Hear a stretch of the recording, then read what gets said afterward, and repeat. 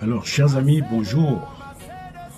Est-ce que vous avez remarqué comme moi ce spectacle dans la Méditerranée, tous ces enfants qui meurent sur des embarcations de fortune et qui, pour certains, finissent comme esclaves en Afrique du Nord. Tous ces enfants qui, bien évidemment, sont des Africains et la plupart, une grande partie viennent de l'Afrique francophone.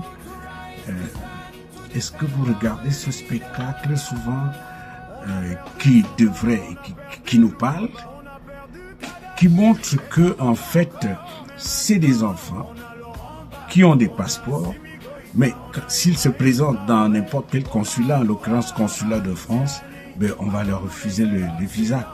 C'est peut-être 10% de demandeurs dans un pays comme peut-être comme le Cameroun, c'est 10% de demandeurs qui reçoivent le visa après avoir payé. Donc, on te refuse le visa, on te rembourse pas un copec.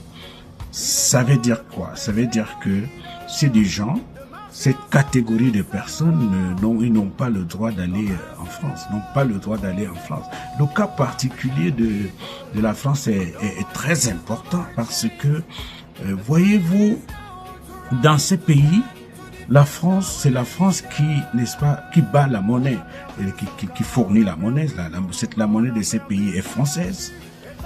Leurs ressources naturelles, en l'occurrence le pétrole, depuis Mathusalem, le pétrole était français. Leur système et leurs livres scolaires sont français.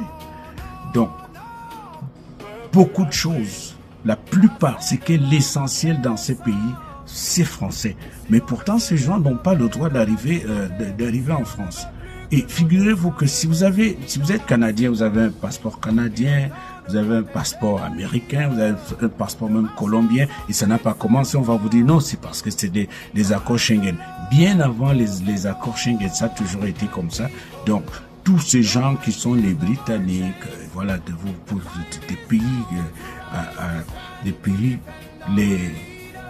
vous pouvez pas imaginer. Donc, eux, ils prennent leur passeport et ils vont en France. Alors que nous qui sommes des anciennes colonies françaises et qui sommes encore dans la colonie, qui sont encore dans une espèce de colonie française jusqu'à présent, nous, on n'a pas le droit de bouger. Vous savez pourquoi ça se passe comme ça? Eh bien, parce que nous sommes noirs. Point.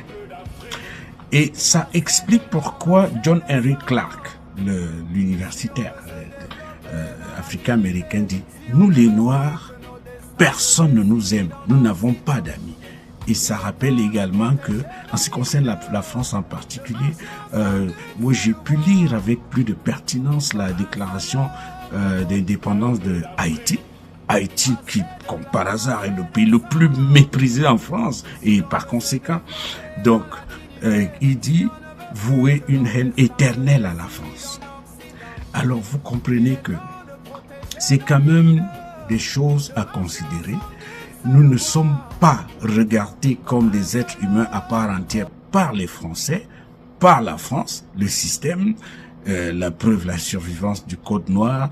Nous sommes peut-être des meubles, nous sommes surtout pas, n'est-ce pas, les propriétaires de notre destin, y compris même de nos pays. Alors, ça devrait donc nous parler